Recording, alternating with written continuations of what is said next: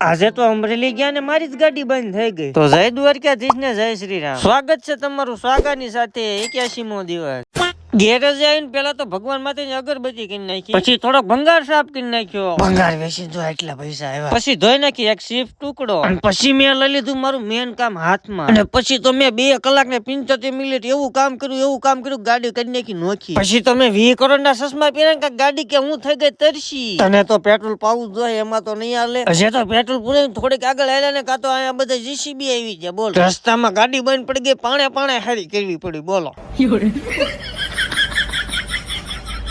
પછી તો હું લાઠી ટોડા અને વરહડા થતા અમારી એન્ટ્રી થઈ ગઈ તમારા અમરેલીમાં આવીને દ્વારકાધીશ ની સા નો પી એવું બને. સા પાણી પીને મેં એવું લીવર દીધું અમે પહોંચી ગયા અમારા લોકેશને સામાન દઈને અમે આવી ગયા પાછા રખડવા. અને કરો કોમેન્ટ કે અમરેલી નો ટાવર કોને જોયો. પછી તો હું હરખ ફદુડો થઈને લઈ આવ્યો 2 ગુલ્ફી. અને અમરેલીમાં આવી એટલે આપણે આપણા લોકેશને આવી તેવો થોડી દેર રૂક જાવ, हम ગુલ્ફી ખા લેતે હે દોનો. પાછા નીકળી ગયા રખડવા. સાના માને હું ગીત ગાતો એને ઉતારી લીધું. જવો તમે